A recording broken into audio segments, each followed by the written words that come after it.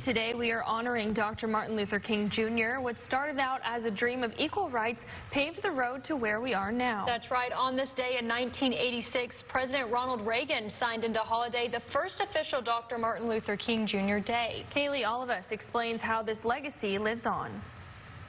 Traveling back to 1955, the NAACP chose King to lead the Montgomery bus boycotts. That 13-month-long protest led to a Supreme Court decision outlawing segregation on public buses in Alabama. King was now seen as the face for the civil rights movement. While fighting for equal rights, he was tossed in jail over 20 times, his house was firebombed, and he and his family suffered relentless personal attacks. Despite the adversity, Dr. King traveled over 6 million miles to deliver 2,500 speeches. One of those being his famous "I Have a Dream" speech at the foot of the Lincoln Memorial in 1963. I have a dream.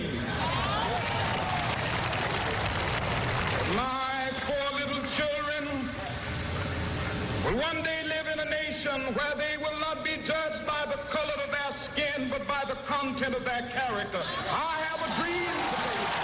Gaining the attention of millions, Dr. King became the youngest man ever to receive the Nobel Peace Prize in 1964. He was also an advocate for voting rights. Dr. King ultimately compelled President Lyndon B. Johnson to sign the Civil Rights Act of 1964 as well as the Voting Rights Act of 1965. Sadly, 3 years later, Dr. King was assassinated in Memphis, Tennessee by James Earl Ray. King's assassination did not erase his legacy, though. Kathy middle school teacher Mr. Pinkard continues to teach Dr. King's history in hopes of it living on. For us to walk in any establishment, to be in class together, to pray together, to study together, and to see each other as people and not as individuals of a certain race or a certain background. I think that's an amazing thing that needs to be, he needs to be given his proper credit for bringing that to our country.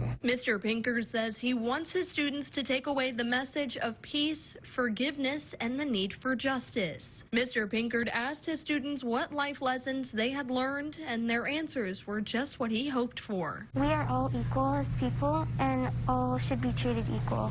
I should treat people with respect no matter what.